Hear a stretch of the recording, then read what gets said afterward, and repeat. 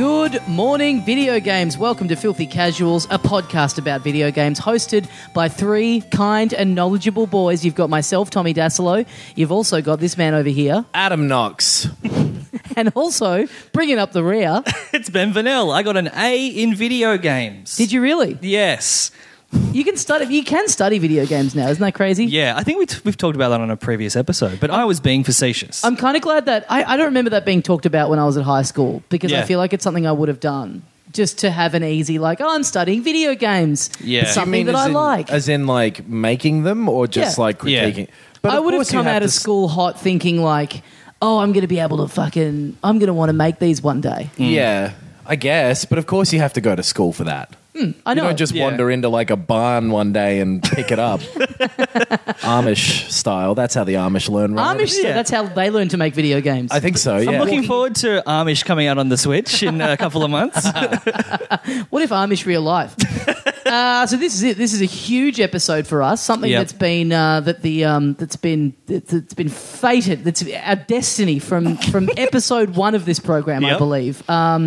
Zelda Breath of the Wild came out last week, as did the Nintendo Switch. Now, last time we were talking, I was going all in. I was getting a Switch and picking up Zelda on day one. Adam, you had bought a Wii U off eBay. Yep. And you were going to go and get the Wii U version of Zelda. Ben, you were on the fence. You were saying you probably weren't even going to bother playing it at all. Yeah. So tell us what happened on Friday. I tripped over on the way to work. Is that the story you wanted me to tell? Well, I stubbed my toe on the curb. Tell them what you tripped over on. Oh, a brand new Nintendo Switch. Very good. Yeah. No, so I saw all the reviews for Zelda and I was like, well, if people are calling this the greatest game of all time and giving it 10s out of 10s, I have to play it. I want to know what the big deal is. So the embargo lifts on the reviews of the game, and all of a sudden there's just an absolute flood of game journos jizzing their little panties over this game. Yeah. Edge magazine, which very poor review format in my opinion. Yeah. Really hard to tell. Edging magazine. Did I come? Edge magazine, which I got to say I prefer over its cousin Bono magazine. Oh. Hello. I like Adam the drummer. I'm pretty sure his name is Adam. Yep. What's the other one? Jason? Larry Mullins Jr. Right, Larry Mullins Jr. Famitsu magazine, the Japanese video games magazine that's been around forever. They gave it a perfect review. But the turnaround from you being you didn't seem like you could have cared less last week. Yeah. To going from that to dropping a cool 500 and something. Yeah. We were just talking during the day, and you were like, just went into Big W on my lunch break and got it. Just went in. Yep. I love it. I don't know. I was going to get it at some point, and I figure, I just did not expect that this game was going to get such good reviews. I thought it would be, everyone would be like, oh, it's fine. It's a new Zelda. It's, I like Zelda. Yeah, because we played it. We all came away from the demo that we played at the hands-on event in January. We were all a little worried. I personally was like, I don't see it. I'm sure of course there's more here. Yep. But if you were basing it entirely on the little bit that we played, it did not grab me. Yeah. No, and the demo and all the reviews being good, I took no stock in because they were very similar for Skyward Sword as well, which I hated. Yeah, right. Yeah. I don't tend to notice that stuff as much as... we can talk about this a bit more later, but what's happened with this kind of does speak to the whole culture of reviewing and how ultimately flawed it is because, Skyward Sword got... Yeah. That was the last game that Famitsu gave a 10 to, I believe. Right. I don't know. And they have 4 people give out of 10 each, and so it's out of 40 always, which is weird. Yeah. So you say, it got 38. Yeah. And you're like, oh, that's terrible. Yeah. So you and I and Ben now we're in the club of people that are. I'm excited that you joined me in this because there's something just going in day one on a brand new console. Yep. It's exciting. It might be a disaster, who knows? But we are fucking strapped in. Yeah, we're riding the wave. Yeah, and we may wipe out, but yeah. So I genuinely got caught up in the hype, and I was like, fuck it, okay, I'm going to get it. And I like it. There are people without food in this world. Not How me. very dare you Not walk me, baby. into a shop, $500,000 in your hand, and say, "Give me slightly under 10,000 Switches. How many would that buy you? Nailed it. It really is one of the greatest examples of Western privilege. I'm not even 100% on board of the idea of this thing. I still went and got it day one. Yeah. So I went to a JB Hi-Fi that I will say, I went in, I pre-ordered, I went in when they opened. I kind of wanted to have this magical experience where there was just this, big presentation there. Like I wanted a bit of a setup. Yeah. I just walked in, there were just a bunch of boxes on the ground. It was like someone had turned up an hour before and gone, by the way, you have to sell these today. In what shape? Like in a cube shape or in a... just piled literally up? just scattered across the ground. Wow, so not even like some sort of box display. No.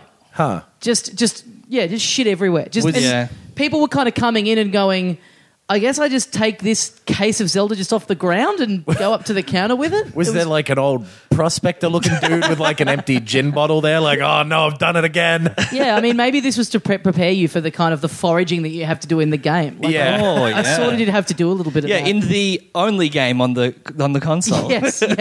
Yeah. I then spent, because I was going to Adelaide that day, I then spent the rest of the day on my own real-life quest trying to find a fucking carry case for the thing. Oh, yeah. This is what happened. Every store that I spoke to, they were like, well, we don't have any. We got about 4 in.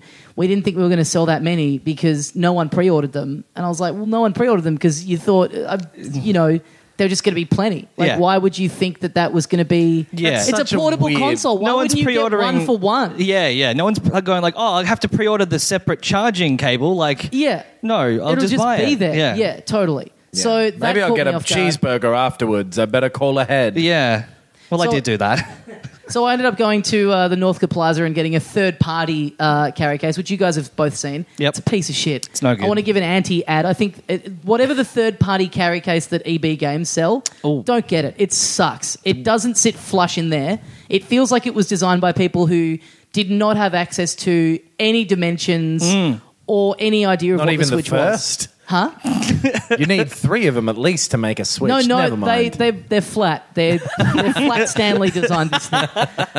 It's a piece of paper. It's terrible. It doesn't protect it at all. Yeah, it really sucks. It's like they've looked at a photo of it and there's not even anything for scale in the photo and they've just taken a flying stab at the size of Does it. it feel like it might come out and break in there?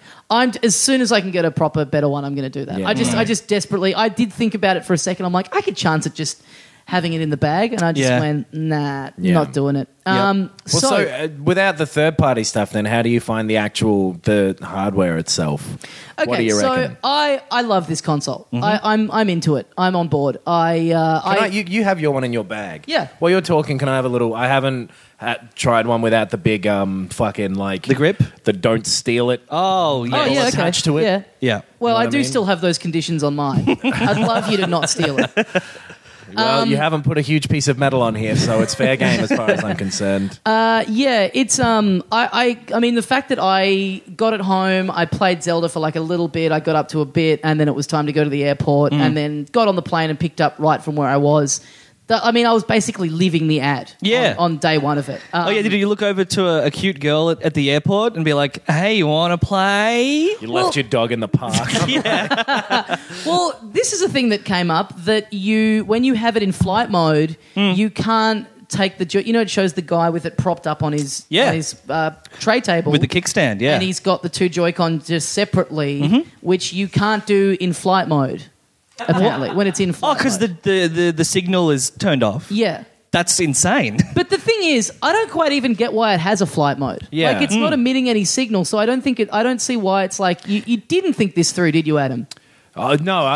So immediately I'm holding it with one hand. Trying to open the case that it's in, get it out of the case, and now turn it on one-handed for the whole time we've been talking. Normally I'm pretty good at doing shit with one hand, but this is very, very wide. Is it off? Do you want me to turn it on for you? No, it's off, Okay. but I that's not the bit I'm struggling. I'm just feeling the weight of it. It feels good. Yeah. Hold on, I'm going to put the microphone down. Ben, read my thoughts and explain for me. I'm a big dumb idiot. You walked right into that one. That was great. Not what I was thinking. So Egg on my face. Yeah, I don't get why it has a flight mode, because you can just... You can't put a SIM card in or anything. There's nothing coming out. I just gathered it was to save battery if you were on a plane and you really... I mean, I guess having the Bluetooth signal and the Wi-Fi signal off, that saves some battery. But I guess. Yeah. Anyway, so I got some time in with it a little bit in Adelaide while I was there, and it's not until I sort of got back that I really have kind of kicked into it. So I think it's a great little piece of hardware. The screen looks great. Yes. It feels sturdy in the hand. Here's the big surprise for me. So all I had read of reviews was that the Joy-Con in the grip is no good. And I kind of figured I'm going to definitely have to go and get a Pro Controller as soon as I can because this is going to suck. I'm surprised by how much I actually like the Joy-Con in the grip. Yeah. I don't mind it. I think I must have the exact same size hands as whoever designed it. Yeah. But I'm into it. Like, I honestly... Imagine if you met whoever designed this and it's like your long-lost twin. Oh, you do that improv game where you put your hands up and mirror each other? And your hands are exactly the same size. Duck But suit. all I read, and I'm not trying to be... I know this just sounds like I'm being like the ultimate Nintendo apologist. fanboy, I was ready to... I was like, I'm definitely going to have to get a Pro Controller. I just won't get one day one because I'm taking it straight to Adelaide anyway, so there's no point. Yep. But...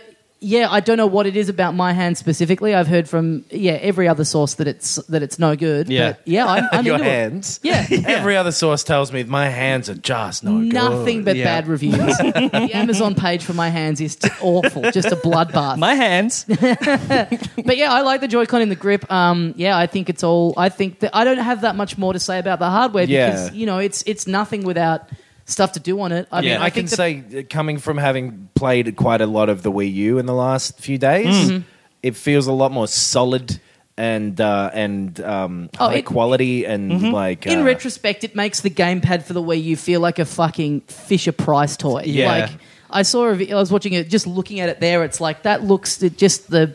shiny, and it's so big, and it's all plastic and very hollow. You're yesterday's news, kid.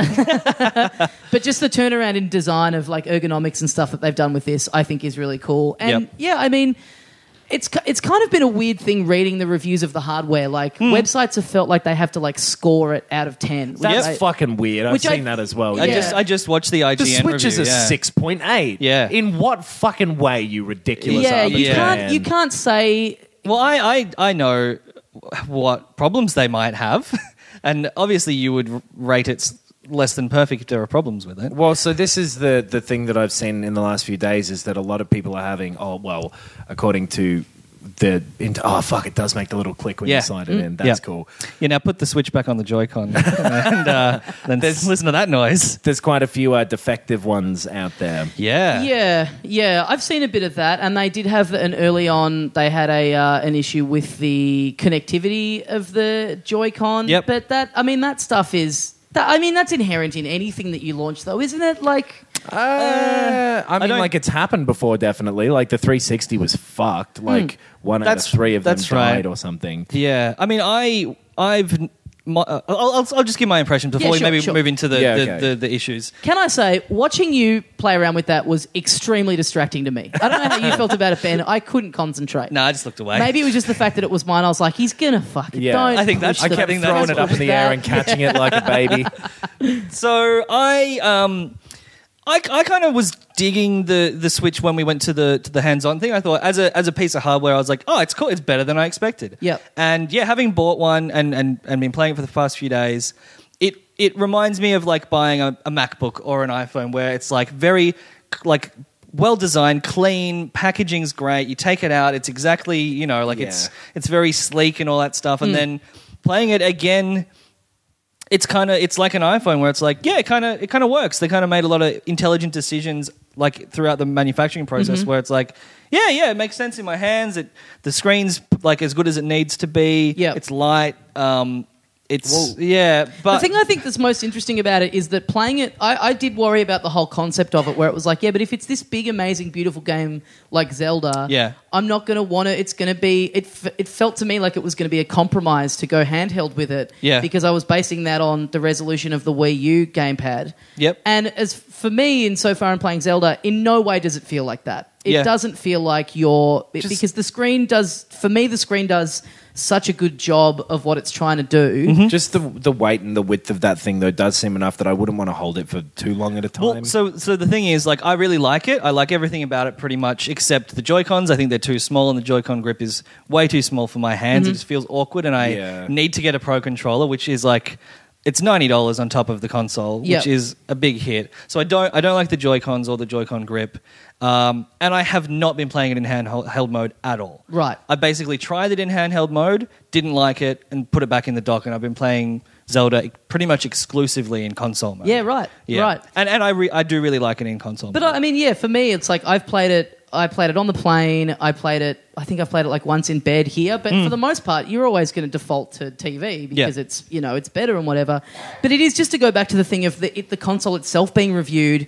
It's just like it's this weird thing with reviews where you get given something for free and you have to formulate some views on it in a week. And so you see all these reviews where they're like, the kickstand's no good. Yeah. Tell me anyone who's spending $460 and lining up on day one gives a flying fuck what the quality of the kickstand's like. I mean, but if you're reviewing it, you have to pick apart everything. But why aren't there two? That was the weird thing. Like, why isn't there one on either side? Well, so like there was that. It already, like, I tried to turn it on in the kickstand mode before, and it bent around a little. Totally, Yeah. but I mean, people are saying, the kickstand, like it only goes to one angle, like you can't.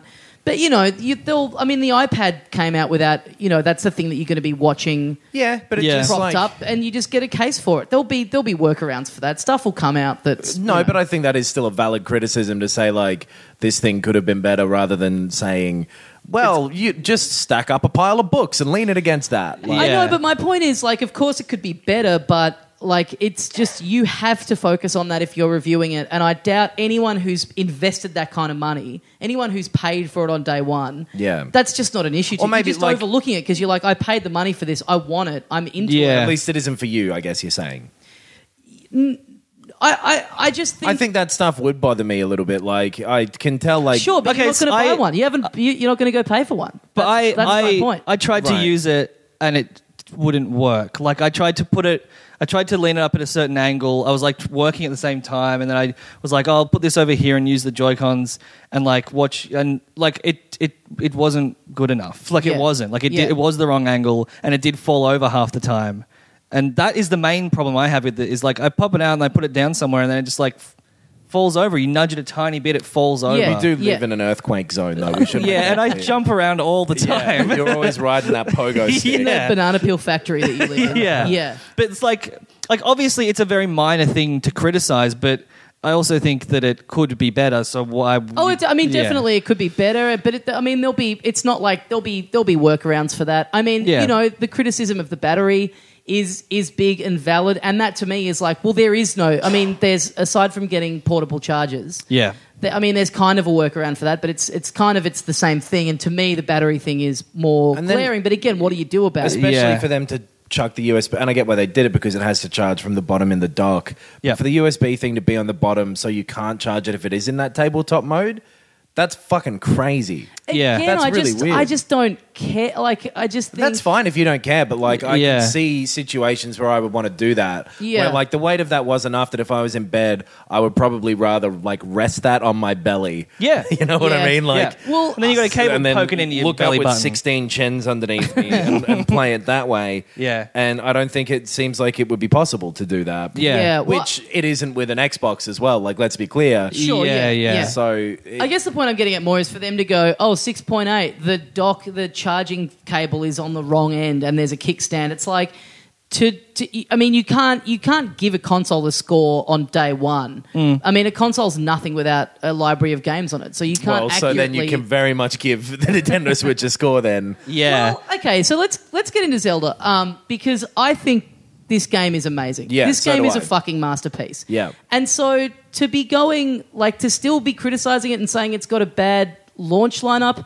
Well, that's on the Wii U. I've been playing it on the Wii U all week. Yeah. And that's been fucking great, and I haven't had to spend $500 and whatever on it. Yeah, but I get to take this with me wherever I want. That's a big selling point to me. With this game, For sure. there's so I'm not much saying to do you in it. shouldn't like the Switch if you want to. Yeah. Like, I am not in any way attacking your deep, sick love for Nintendo that you've managed Well, that feels a bit negative. No, sick in like the skating term. Like, whoa, sick. I like it a lot. But Zelda, like the game itself, is fucking incredible. Yeah. It's just right away. I'll say the two things I don't like about it: the voice acting's terrible, and the frame rate's pretty bad sometimes. Yeah, and I just want to get them out of the way so that we can spend an hour talking about how fucking great this game is. Yeah, and I don't love it, but I like it a lot. So I want to get some criticisms out of the way first as well, because I do want to talk about all the positives. Because I don't know how long into it you are as well, and I definitely grew. Anyway, yeah, what? I hate the control scheme. If I could remap the buttons, I would absolutely do that, and I'd love it a lot more. Yeah, that definitely, even just A, B, X, and Y being in the strange places they are on a Nintendo thing still fucks with my head after, a lot of hours with it now.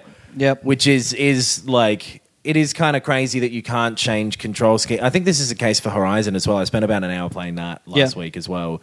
That you just can't change. I don't see any reason why you shouldn't be able to remap any controls for any game at any time. It's crazy, yeah. Well, I was talking about this with my housemate. And I said this to Ben the other night. I think it would be interesting if a console had a built-in thing or a patch or whatever where just whatever kind of games you play most, it just knows what you play. And then when you put a new game in, it just maps the control scheme from whatever you play the most. You can do that with the Xbox. Really? Yeah, really? That's the one good thing it does. Yeah. It has profiles for racing games or shooting games or whatever. That's great. And then you can go in on a system level and say, okay, make B A for this. The game can't do it. You can do that with the PlayStation as well. You can do a system-wide remapping, Right. Which is kind of annoying still because then the image of the button in the game is wrong, so you kind of can't use that effectively. But I do agree that the controls are a little funky, and it takes time to get adjusted to them for sure, because there's a lot going on with them. So I was playing the Zelda just before we started recording,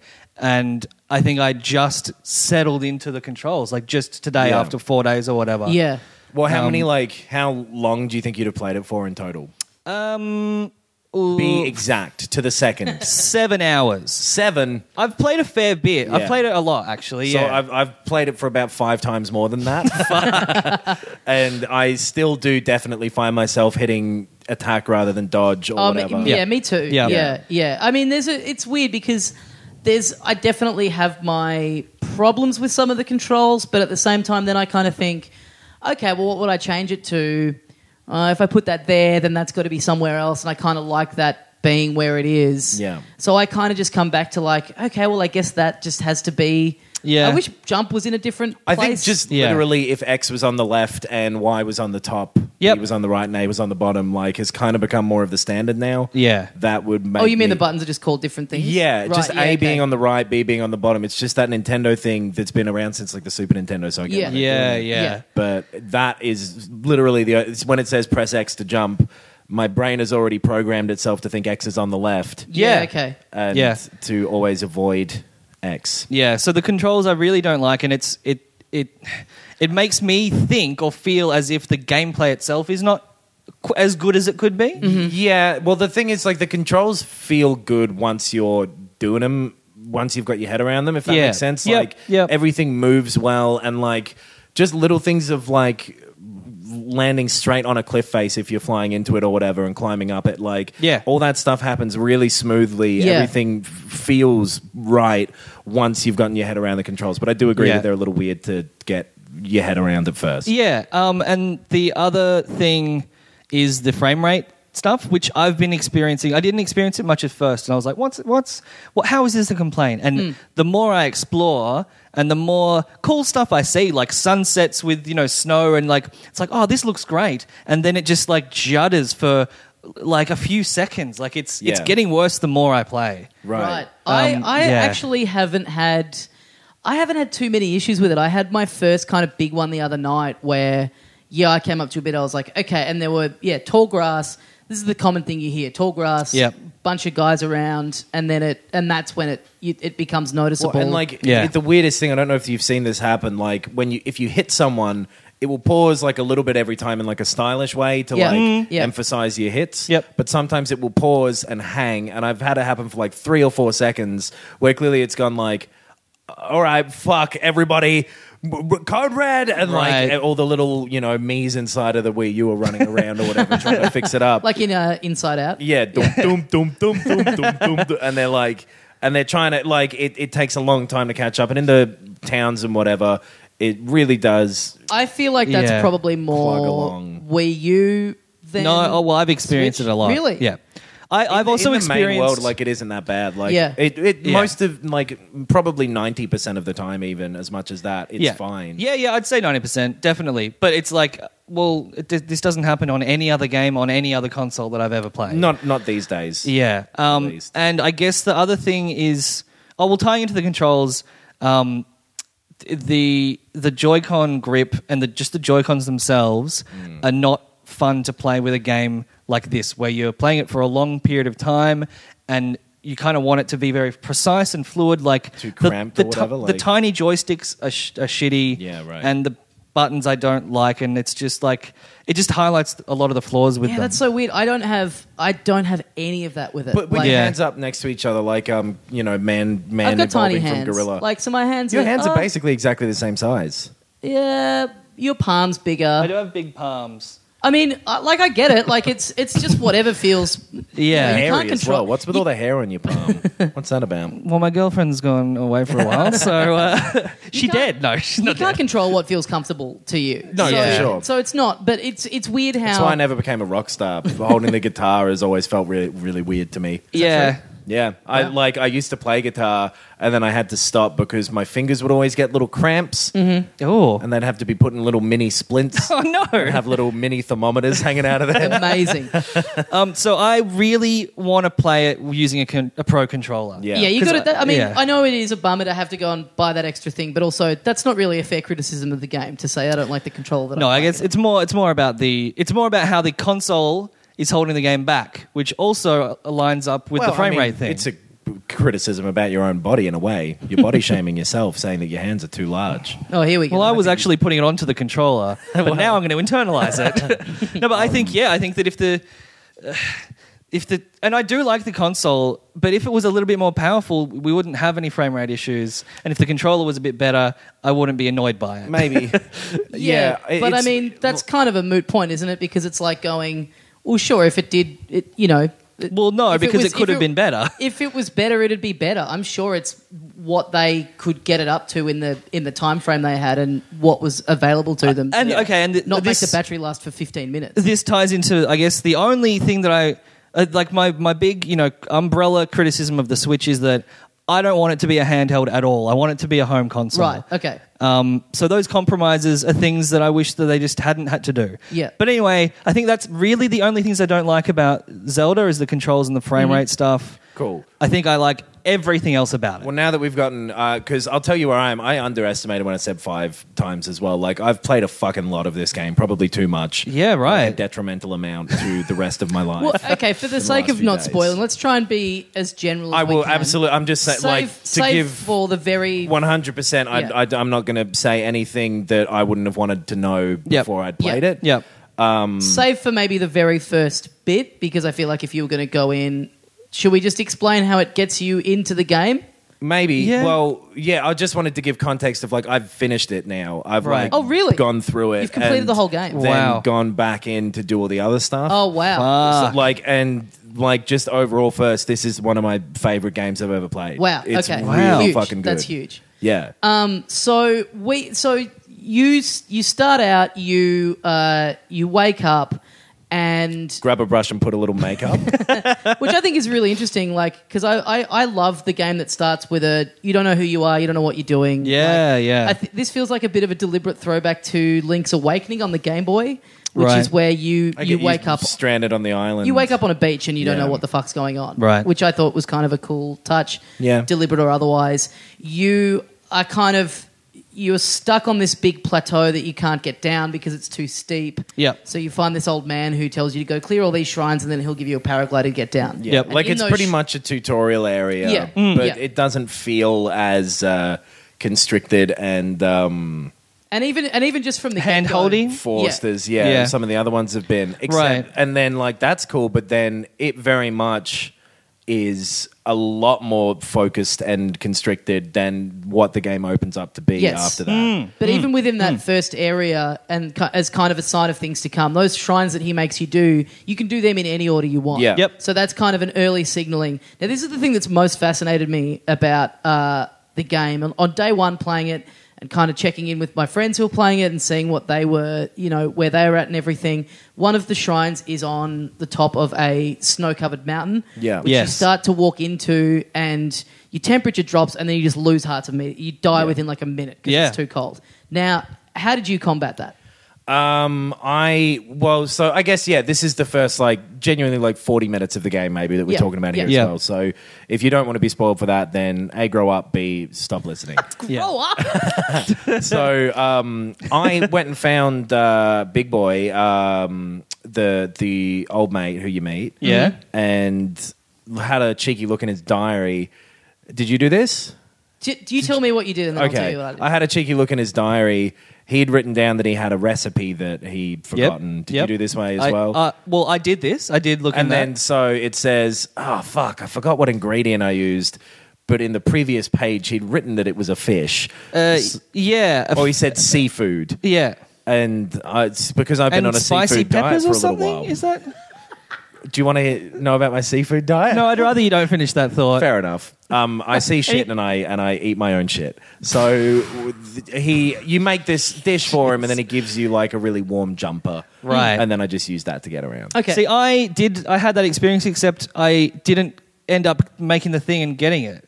So I went away and I was like, I'll find a fish and I'll find a thing, and then I never went back to him, and now I want to do that. But what I did when I climbed up that cold mountain is I just kept eating apples until I got there, and then... Yeah, you could just brute force it and keep eating heart recovery things. Yeah. Or did you do spicy peppers? So I found... You keep telling me how your favourite band's the Red Hot Chili Peppers.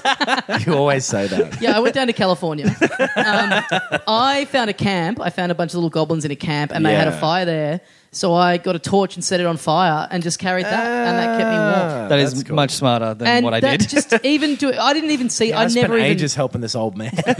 I never even found the old man. And that early on, talking to people and going, it seems like there's 4 or 5 different ways you could do this bit. It doesn't guide you. Well, and then each of those ways isn't necessarily here's the 3 split branches that we came up with. You can pick which of the 3 you want to do. Yeah. It's genuinely made this really well created system of different things that you can be creative with. Well, this is what we were saying last night about the game as a whole. It's so big and it's so huge, and I keep forgetting that I'm in a game. There's honestly, you come around a corner and you see this. You come around this corner and there'll be this a plateau or a ridge or whatever it is, and it honestly does feel like this big organic world, and I keep having to remind myself, someone fucking designed all this. It's crazy, and it's so dense, but then also it has open spaces where it needs them, but there's stuff everywhere, and it's all interesting stuff, and it's given me much more of an urge, because it's an open world game, basically. Yeah. The same as any Watch Dogs or Assassin's Creed or whatever. Yep. So it's not like it's doing a new thing in a way. This, I don't know, did you have a further point to that? Because this is... Okay, keep going. I love what it's doing with it. Okay. And I think it's completely taking all of those tropes, getting rid of any of the ones that don't work, tightening up all the ones that do. And it's the first one of those type of games that's actually made me want to go and explore for the sake of it. Right. I have never, even in the Skyrim-y type games, because you have just a pointer saying, there's somebody over here who might want to talk to you, huh? Go over and say hello to old elf boy over here. Maybe he'll have another place for you to go. Yeah. They just... the writing in that game sounds terrible. It's no good. And you're like a little pinball, you're getting flung between place to place to place with all these markers. But this just lets you loose on it and goes just walk and you'll find something cool. So all of the positive reviews and all the friends I've talked to you about this game emphasize this aspect. The open world thing, the be able to do whatever you want, just run into this weird little tableau and you're like, oh, what are these guys doing here? And you kind of interrupt someone else's story, basically. And I like that. I like that about it. Yeah. But it is, to me, and this isn't a criticism, this is just a thought I keep having, is that is the same as Skyrim. It's the same as Red Dead Redemption even. It's the same as... Yeah, but it's way...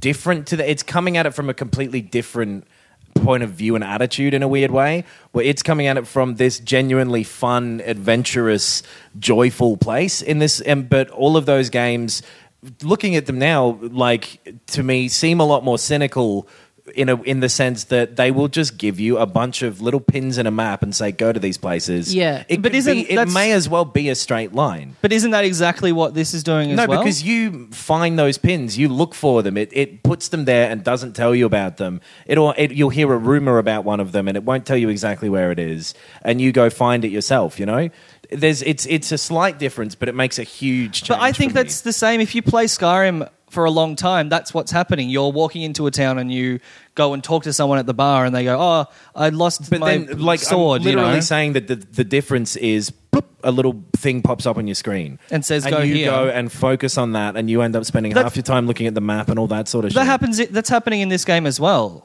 The little golden little bits can show up, but you can turn them off and walk off anywhere, and it's got more interesting stuff than any of those games as well. I think so, but I just don't think it's different. Like there's something about the tone surface of is different. Well, can I just say, for me, having not played Skyrim, but I think it's interesting because we were playing Horizon Zero Dawn last week. We talked about it last week, and very similar, big open world. It's weirdly similar in the way that your main character has a little interesting piece of technology that only they have, which is a weird similarity as well. But I think what's so interesting to me about this is that with Zelda, and again, I know I'm just going to get heat on the socials for just being a Nintendo sycophant, but to me, it's so interesting in the way that, like, Nintendo, when they do something like this, which is still using elements from a lot of different things, it's still just with their polish and their kind of like presentation. Yeah. It makes it feel like its own unique whole thing. Totally. You go back to Horizon Zero Dawn now, and it just, to me now, I still really like it, but it's so clear. It's like, oh, that's from that, and that's from that, and that's from that, and that's from that. Like, it's a greater than the sum of its parts type situation where in retrospect, after playing this, like, it's such a... It is like a difficult thing to quantify what the difference is. Yeah. But there is a feeling of it. And well, just quickly for me, looking at screens and videos, Skyrim, Witcher... it feels very similar to The Witcher 3. Even Horizon a little bit. You look at the art styles of all those games, and honestly, like, they could be interchangeable. They all look very similar. All the character designs are just like going for kind of like realistic human-looking faces. Yeah. And then this, by having a more cartoony approach, which is A, Nintendo, and B, I guess, hardware limitation, but it just makes it fit. There's no mistaking this for anything else. Like, and there is completely like its own thing. The distance that you can see and the how solid and put together the world feels, like it really has a sense of place to it. Yeah. Like when you're standing at one corner and you look over to the other, you can see landmarks from over there. I do like that about it. It transitions really well between these really, really varied and different areas. Like, you haven't gotten that far into it, like, in the scheme of things. Yeah. You go to a fuckload of different, very different looking, feeling places with different stuff, like different focuses in those areas and different things to do, and it really pushes you to be creative with what you want to do. Yeah. Like, it's designed to make you push what you want to do. Whereas things like Skyrim and just open world in general up until now, or like, except for this game, I guess, even. Yeah. It does sort of tell you where to go a little bit more, and it does tell you, hey, there might be something over here, wink, wink, like, it's a lot, like even The Witcher, which I loved. Oh, it's like I said Witcher twice. Even The Witcher, which I loved, does that, and it hurts the game where there's 500 question marks on the thing, and you're like, fuck it. Yeah. And you just end up running from thing to thing in, like, fairly similar looking and feeling places, at least, that are a lot less, like, this has a lot less sort of padding to it.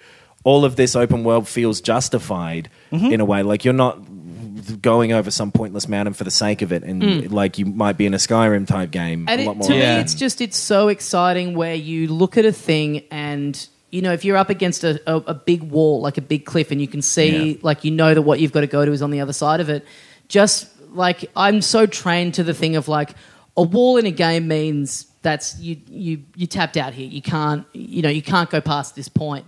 And to all of a sudden realize, I can just have a crack at going over it. Like, right, but that go anywhere nature of it is But that's what Skyrim is as well. Sure. But and so the difference, I guess, is I'm not entirely convinced it's like revolutionized open world gaming. I just think it's really a really, really polished, really good version. Yeah, I don't know if it's so much a revolution in the way of the sort of games that you think of as being like, here's a new thing, like Mario 64 or whatever. Yeah. It isn't like that at all. For them it is, and for the series it is, but in the grand scheme. But also, can you really revolutionize open world? Because it's already at the point where it's like, you can go anywhere and do anything. The revolutionary part of it is that this is the first one of those games that has actually made me buy into that concept of go anywhere, do anything. Yeah. To the degree that they've always sort of wanted you to. Like, I think Morrowind did a little bit, 15 years ago. Like, I remember walking off in that. It's basically been since then that there's been something where I've actually sincerely wanted to just spend time walking around. Well, I think Red Dead Redemption is that. Yeah, I like that. I think it's probably the closest one in the middle. Yeah, I think it's very similar in that, like, the environment, the visuals. It was new. It wasn't like a guy running around a city. It was the Wild West. It was like, and it was designed to be visually beautiful. That would probably be the other one in between those two as well. Well, I mean, it's interesting because you're coming at this as well, Ben, from having not played Zelda games in the past. So this is your entrance into the series, and so I guess it's a bit of a different, a different flavour if you've played most of the mainline entries or grown up with it. Where definitely just this way of presenting it is because I've always liked Zelda and I've always picked them up, but I've always gotten just, a little bit in and just stuck on a dungeon and like I've always preferred the Mario franchise like way, way more than Zelda. But this just is everything to me at the moment. I just love it. It's crazy how well made every aspect of this is, other than like the three that we mentioned before. But it's like and quickly on the frame rate thing, what I find weird is for me the frame rate, it always drops. The drops that I've seen so far have exclusively been in very tall grass. Right. Which I kind of go, get rid of the tall grass. Yeah. Maybe. It's just in towns in the Wii U one, basically. I've had it in towns, and I've had it, like I said before, I think, like, with specific, like, intense lighting conditions, so sunsets and things like that. That's never done anything for me. Light reflecting off water has slowed it down. Yeah. I'm glad we talked about that, because I guess I still... I accept that perspective. Like, it's just the best version for you guys and for a lot of people of this kind of game. Oh, and just there's all these little things where that very sneakily kind of start coming in from the franchise over the past. Like, there's a thing from, I can't remember when they started doing this, maybe A Link to the Past, where if you're in a village and there's a chicken, if you hit it with your sword, it goes ape shit, and then about 20 of them will come and absolutely fuck you up. And I saw Get my cousins. I saw a chicken the other day. I was like, I wonder if this happens. This is in real life, by the way. So I got my sword that I carry around because I'm real cool. And ladies love it. Yes. I did it, and it was like so joyous to have that happen again, even though in this world it doesn't make a super great deal of sense, but it was just like, fuck yeah. 100% there's an element of this where I've been loving how it does manage to tread a line well between being referential to the past things and being, like leaning on nostalgia and also throwing that stuff away completely when it wants to. Yeah, it's kind of an interesting, because all the Zelda games kind of all happen on a different timeline. Yeah. So it's kind of an interesting luxury they've got where they can sort of do what they want but reference the past in ways that doesn't feel kind of clunky and forced. This is the like in a sequel, Royale. like going, hey, that guy you liked from before. Yeah. Totally. With that bit where Linknet gets his nuts slapped with the big rope knot. But I love the so actually, I should say the art style is great. It's fucking incredible. It's the same art style as in a game called Ni no Kuni on the PlayStation 3. A little different. It's slightly different. Yeah. I checked. And it's pretty similar. Yeah. Well, just quickly, that had like the really thick outlines on it, right? Like that had quite. It had animated cutscenes that were just animated. Oh, maybe that's what I'm thinking I'm of. pretty sure the normal gameplay graphics were the kind of the same it's not style. anime-ish. This one, I wouldn't say. It's a lot more watercolor sort of thing, like the Wind Waker was. So I watched a video today that was kind of tracking the history of of Breath The of Fast the and the Wild. Furious ref. Yeah, sidebar. From like its announcement through to, and just reminded me like just how long this game has been. Yeah. Like kicking 5 around years for. or something. So long. It's been a huge amount of time. But there was a Nintendo Direct where they announced that it was taking longer than they thought, and so they were going to delay it. This is before they'd even showed anything of it off. They hadn't even shown that first image or that first trailer. So to kind of tide people over, they said we're bringing out a HD remake of Wind Waker. Right. Yeah. And they sort of talked in that about how doing that and how upgrading it from the GameCube to the Wii U, it wasn't just a slight spit and polish. It made the game look totally different, and how that was making them start to think about how they were going to approach Breath of the Wild in a different way. And when you look at that upgrade and what they did to the Wind Waker on Wii U, and then you look at this art style, it's really clear that that's a bridge between the two of them. Sure. Because it does have that almost, that pastel-y... It throws like a little more shadowing into cel-shaded-y almost, but not to that, not quite to that same extent. It's because obviously this is running on like comparatively limited hardware now.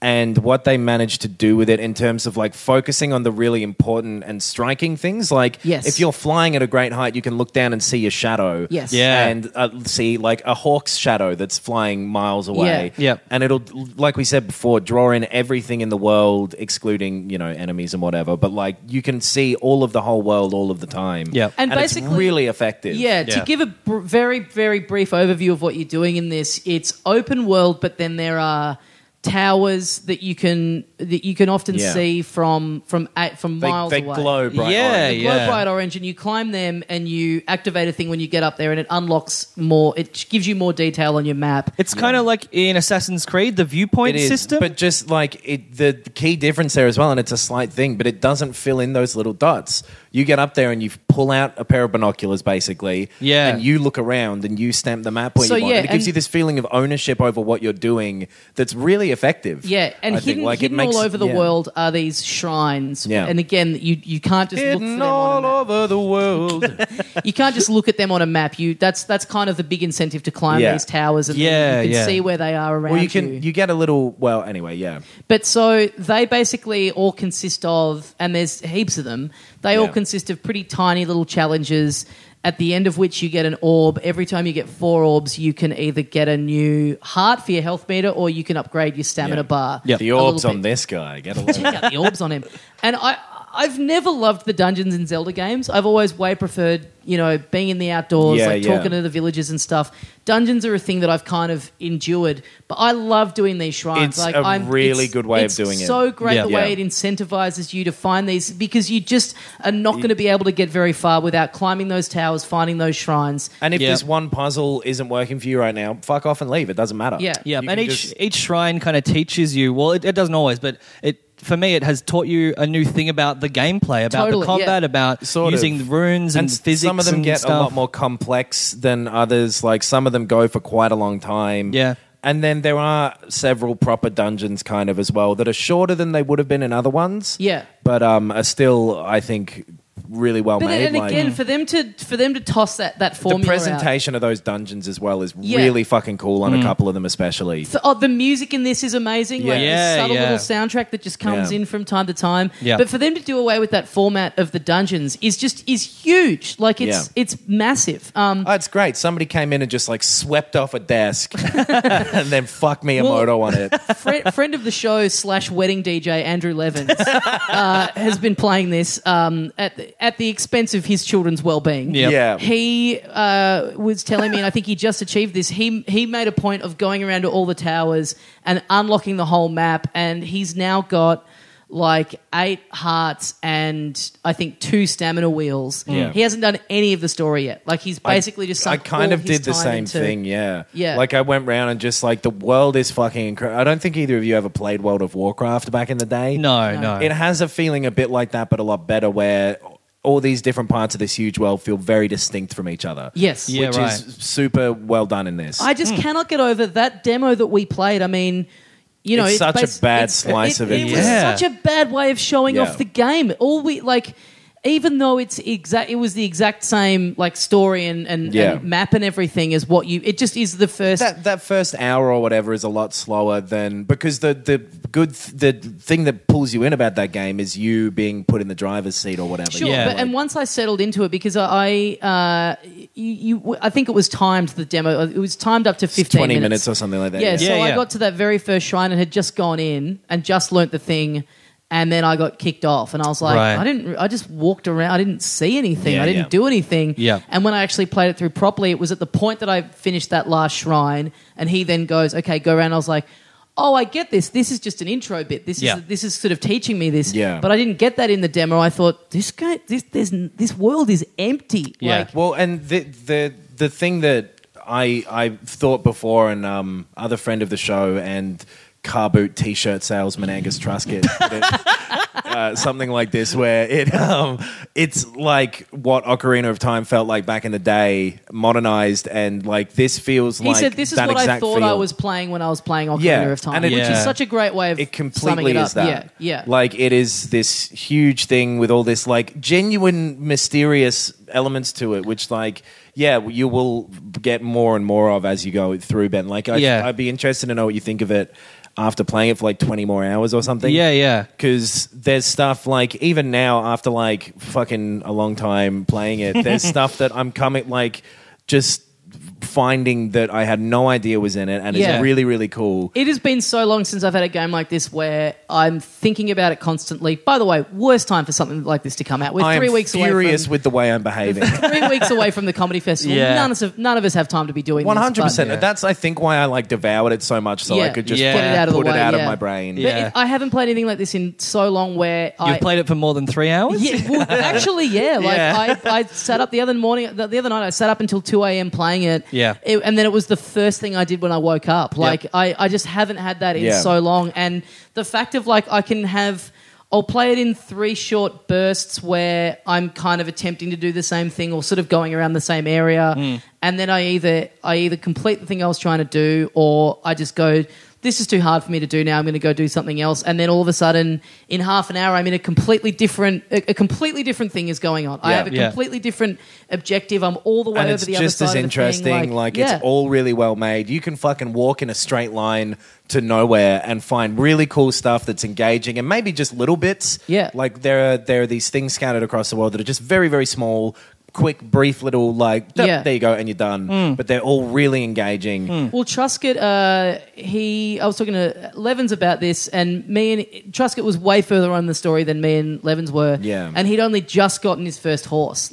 something that me and Levins had both done real early on. Barely used horses. Because he followed the path to the first village that you go to, and you don't see we'd gone off-road, and you find the little goblin things riding them. And just little things like that. Oh, it's crazy. And like the idea of a Zelda game having different people with different stories about how they played it is fucking ludicrous. I can't wait I'm even excited to finish it and then give it a year and go back to it, because I know I'll play it in a completely different way. And I would probably play through it now and then wait 5 years and play the HD version or whatever when it runs well. Yeah.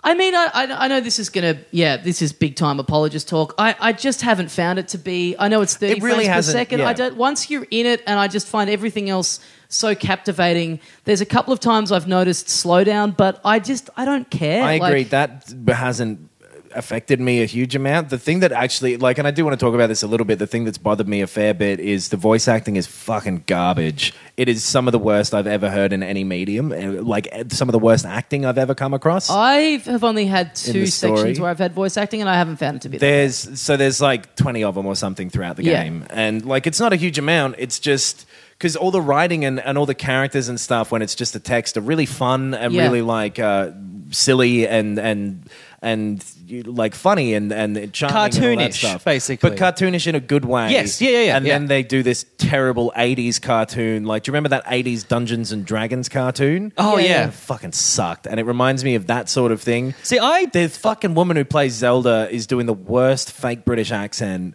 that I've ever heard. Link, you need to go down. I don't know. We talked about this Maybe last I hear week. the blues. Like it really was the only part of the game that genuinely, when those cutscenes. We talked about this last week a little bit with Horizon. I've never cared about that stuff. I just buy into it. I just let the corniness kind of wash over me and go, you're playing a fantasy video game. Like I've never had an issue with it. 100%, but it's bad to the point where rather than being able to buy into it, I'm imagining that fucking woman standing in that booth doing this awful fake British accent, and then some director going like, perfect, you nailed it. Yeah.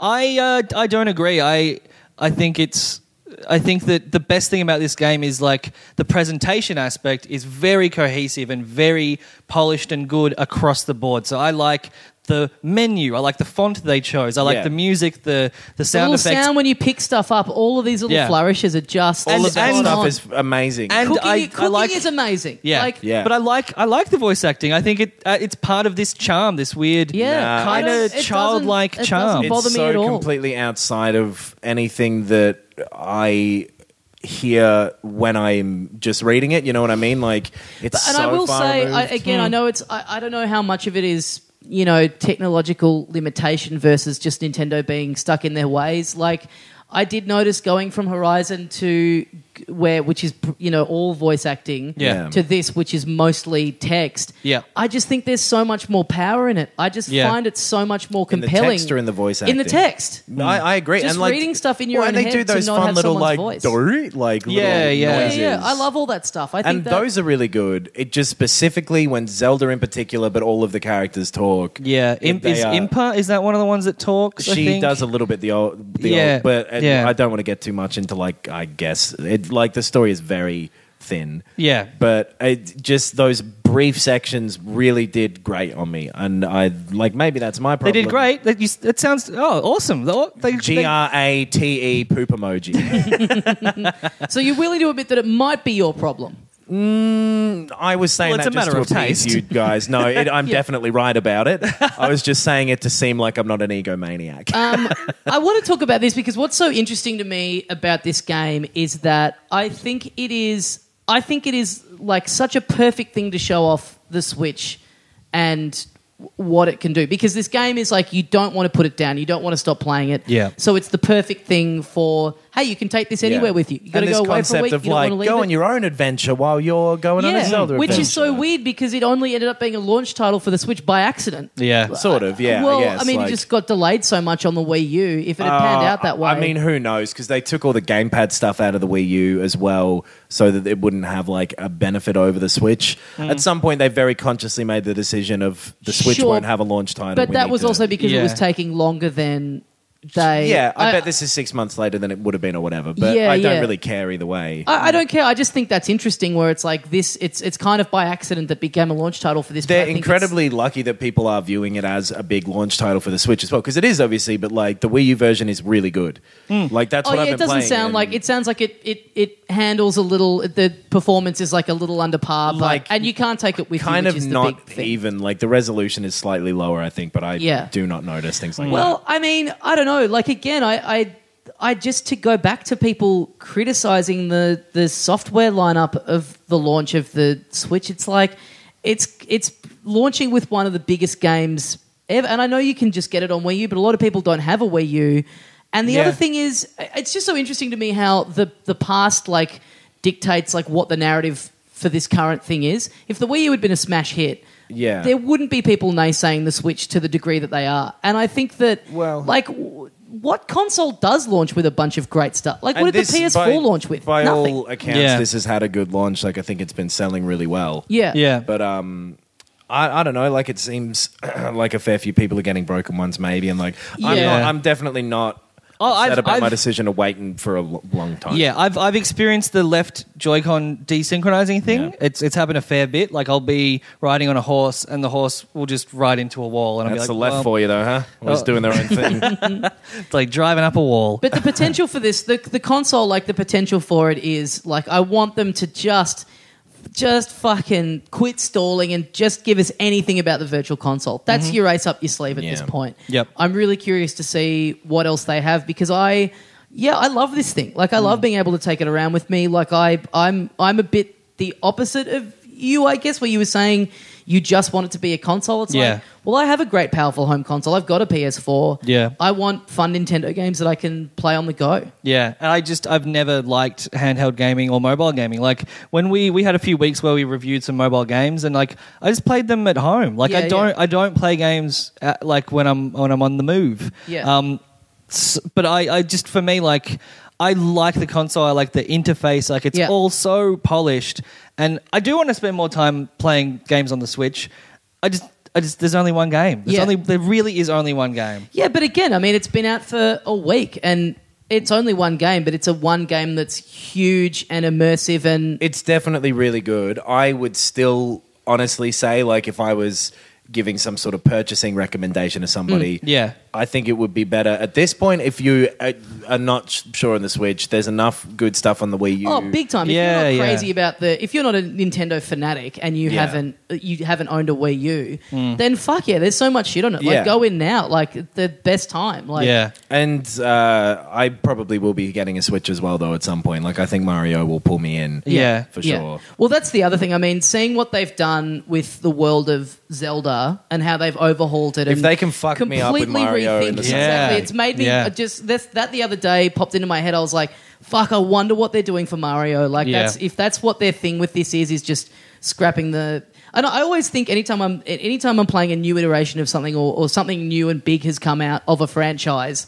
that has taken it to the next level, it always is in the back of my mind going, fuck, what are they going to do with this next? Yeah. What's the fucking next Zelda going to be? Where do they go from here? I really hope they do a Majora's Mask type thing with, like, do this exact same game in a new place. Well, that would be I'm really great. excited for the DLC now. Like, I bought that straight away. Yeah. Like, you get fucking 3 chests that I haven't even bothered to go and look at. The amiibo, like, all unlock different stuff. Right, I'm never going to buy any of them. Man, I think I might. It's making me want to go in because you tap it on, you get little rewards each day, but you also get different, like, armor, and you can get the horse. That's the problem, is that it sounds cool, and I know that I either have to own 0 or all of them. It's got to be 0. I'd resisted. I just had a couple of the ones that I like, not even for practical purposes, just I like the little figurines. Yeah. And it's making me go, oh, fuck, I reckon I'm going to go in. Yeah. All I see with stuff like that is the empty spaces where the ones I don't own would be. You know what I mean? And that's a gross part of myself. So I actually have a bombshell about this game that I've been sitting on. That I meant to tease at the start. My twin brother in Japan with the same sized hands made it. The King of the Hill episode. Are we done with thoughts? Are we done? I think it's a fucking amazing game and everybody should play it. Yeah, like, if I don't like quantifying things, but like just to clarify, like, I might have sounded a bit negative. For me, it's like a 9 out of 10. Like, I really, really, really like it. Yeah. And I kind of assume it'll become a 10 out of 10 the more I play it. It definitely is something where it does not. It's whatever the opposite of diminishing returns is. Yeah. Exponential growth. Diminishing returns. I'm looking forward to getting a lot of tweets from people, by the way, saying, classic apologist, and he's a big Nintendo fanboy, as if just really liking one thing is some kind of display of weakness. Yeah. Everyone with a girlfriend is a fucking idiot. Yeah, exactly. You only like one person? What are you, dumb? Okay, so here we go. What? The storyline of this game is that Link, who is a hero... Oh, and we'll say now, spoilers... Maybe, or I guess if you don't want to know anything, this is revealed in the very beginning of the game. The Yeah. storyline is you are Link, who's a hero. You've been put into a slumber for 100 years, and then you are awoken to save the world. because you are the only one who can defeat this evil. What do you reckon it'd be like if it was bloody Trump? Are you going in that direction? Sound familiar? Link is Austin Powers. That's why it's the best. Link, you are the only one that can vanquish this ancient evil. Fascinating, princess. What say we go out the back and shag? Let's stay quiet while he does the rest of the ones he thought of during the week. I thought of so many. The bit where I got my horse stuck in a cannon, I had to reverse and go forward 100 times. I'm looking forward to fighting the boss, Ganon and Mini Ganon. That's going to be cool. I think that's going to be really cool. Yep. I came up to a village of little goblins just before, and what did I have? I had a soldier's claymore, my rusty broadsword, and my Swedish-made penis enlarger pump. Rupee, baby, yeah. Oh, very good. I really thought you guys would be more turned on by this rather than just being like, oh, yeah, here we go. Here we go with everything being about Austin Powers again. I just wanted to get something funny in here because we've been very dry and analytical for the whole episode. I know. It's weird how, like, really enjoying a game makes me very boring about it. Yeah. But I do think it's good. And I thought you were going to say Encino Man. I was trying to figure out which bad comedy movie you were going to go for. Yeah. I really got it wrong. It's anyway, the game's great. There's not much more to say on awesome. that. Yeah. So what do we got coming up? I guess I'm going to still try and do my little harebrained 1-2 switch experiment with my parents. Yeah. I'm keen to see what they think of it. Yeah. At some point, we're going to be doing another of the bonus episodes, and this one will be about maybe a little topic we've talked about today. Austin Powers. We'll go through some set of the Zelda games in one of them. We're not sure when it's going to go up. Yeah. Either this week or next week. Yep. Soon. Yeah. Soon. Yeah. Yeah. I guess that's it.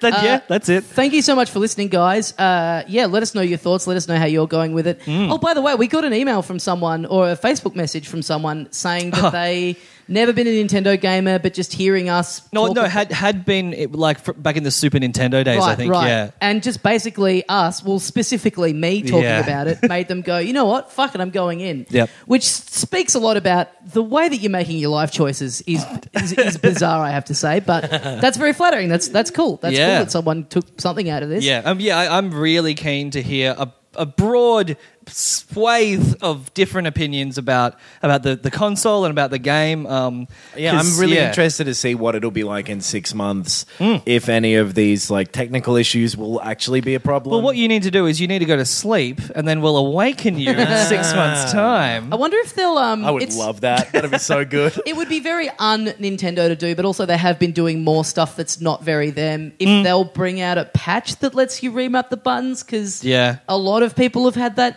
complaint with it. I mean, they're doing patches with the DLC stuff. We'll see what that is. So I wonder what sort of stuff we'll see. I'm also excited to see what kind of, this reeks of being a game where, again, 6 months, a year's time, someone finds a thing that no one else has found in the game or something. Yeah, There'll be some little hut somewhere that has a hidden thing in it or something like that. Yeah.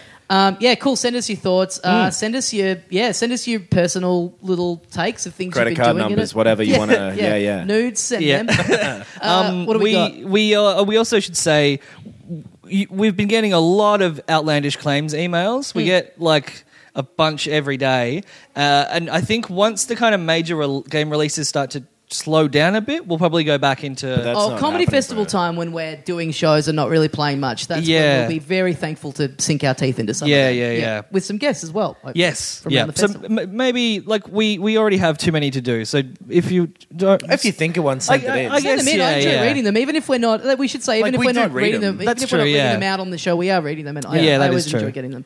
So telling everyone, hey everyone, just go dark for a while. Well, I want to hear your Zelda opinions. Just fuck off, please. At Filthy Cas Pod on Twitter. filthycasuals.pod @gmail.com. That is correct. Filthy Casuals on Facebook. Yep, filthycasualspod.bandcamp.com for our GTA special and forthcoming Zelda special. Yes, and our live episode Saturday the 22nd of April. 22nd of April at the European Beer Cafe, 4 p.m. Tickets on sale, tinyurl.com/filthycasualslive. Yeah, baby. We got that PayPal too. PayPal.me/filthypod if you just want to chuck us a few bucks for some rupees. For fun times. Fucking lunatic. And as we say, you don't even know us. And as we say at the end of every episode of Filthy Casuals, Zelda, I barely know her. Oh boy. There we go. Breath of the good joke.